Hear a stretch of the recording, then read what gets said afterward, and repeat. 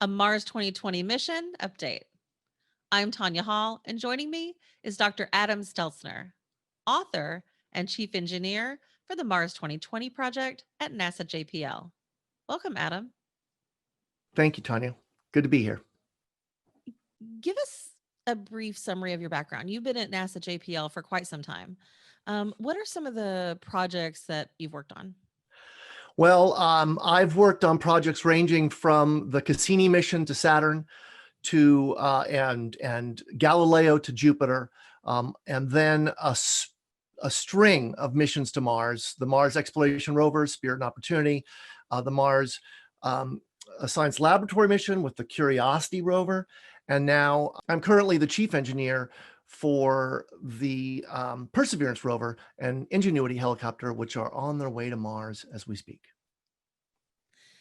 I had the pleasure of interviewing Matt Wallace, the deputy project manager at JPL for the Mars 2020 mission, but that was a few months back before launch.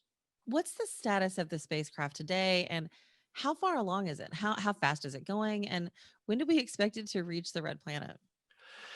It will reach the red planet on the 18th of February in 2021. That's about, as we speak right now, about 97 days away. We're traveling, right now we're traveling probably around 15,000 miles an hour um, uh, in rough numbers. And we are more than halfway to Mars, and we are closing in on the red planet. As we get there on the 17th, we'll actually speed up as Mars sucks us into its gravity. And then just a little bit around noon on Pacific time, we will enter the Martian atmosphere and, if all goes well, successfully make it to the surface of Mars. Perseverance, the Mars rover, is a pretty complicated machine. What are the functions it's been designed to perform? So Perseverance, aptly named for the time that we're in right now, is a very complicated spacecraft, arguably the most complicated spacecraft we've ever made. It's purpose-built to determine what to sample and then take hypersterile, a very clean, both sterility in terms of a biological contamination, but then also organic and inorganic contamination, very, very clean samples, seal them hermetically in tubes for eventual return to Earth. So it is the first leg of the three-part Mars sample return campaign. What role will artificial intelligence play in rover and helicopter navigation and in conducting experiments? We cannot joystick either the rover or the helicopter from Earth. We have a somewhere between, depending on the time of year, between 5 minutes and 30 minutes approximately delay, light time travel delay between here and Mars. Round trip takes double that. And so you cannot sit there and so go move left, move right, move forward. So we have to put um, autonomous software on the spacecraft to be able to navigate.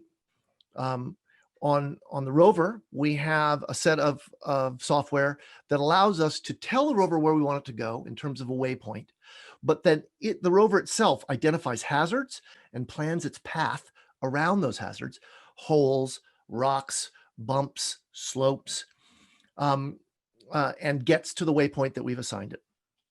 The helicopter itself, 100% autonomous flight. It has on-board navigation aids, sensors, and specifically a Snapdragon chip from a cell phone used to do used to look at the surface of Mars and do volasimetry and hazard assessment very quickly as the helicopter flies. I also spoke with Dr. Robert Zubrin of the Mars Society about his strategy for building a human colony on Mars. You mentioned the three-phase project. So, how will a successful Perseverance mission move us towards that goal? No, great question. So the three pieces of Mars sample return are: one, take the samples. That's Percy's job. Two, put the samples in orbit. That is envisioned to be the responsibility of a mission called SRL, the Sample Retrieval Lander. We put a lander on the surface of Mars with a rocket in it, the Mars Ascent Vehicle. You put the samples in the rocket and put the samples in orbit. Leg three, you scoop them out of orbit. This is a partnership with the European Space Agency with the Earth Return Orbiter provided by ESA, and then bring them back to Earth. There's a similar strategy for putting humans, getting humans to the surface of Mars and bringing them back safely. You need to put them on the surface. It is very challenging to imagine them taking all of their fuel for their return trip down into the gravity well of the Martian, of Mars.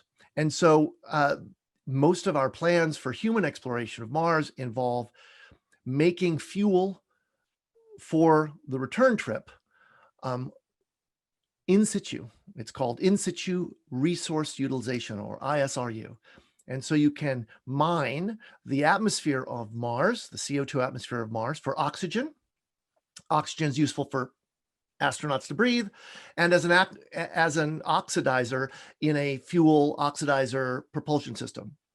Then you look for methane, or you look to generate likely methane with water that we also know is present on the surface of Mars, and said carbon dioxide, and a methane plant that takes the carbon dioxide in the water and generates methane.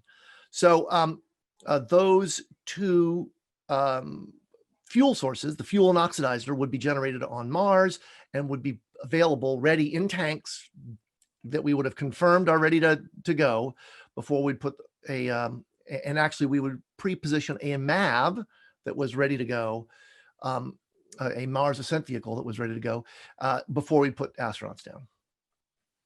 And so they're very similar in some sense to the way that the round trip for the samples in MSR. Dr. Adam Steltzner, author, chief engineer for the Mars 2020 project at NASA JPL. If somebody wants to connect with you personally, Adam, maybe they want to get a copy of your book, how can they do that? Well, you can certainly find my book on Amazon. Search under Steltzner, last name. You can reach out to me on LinkedIn. You can find me on Twitter at Steltzner. You can find me on Instagram, Adam Steltzner. Reach out to those platforms. I'll look for it, and I look forward to connecting. Thanks again, Adam.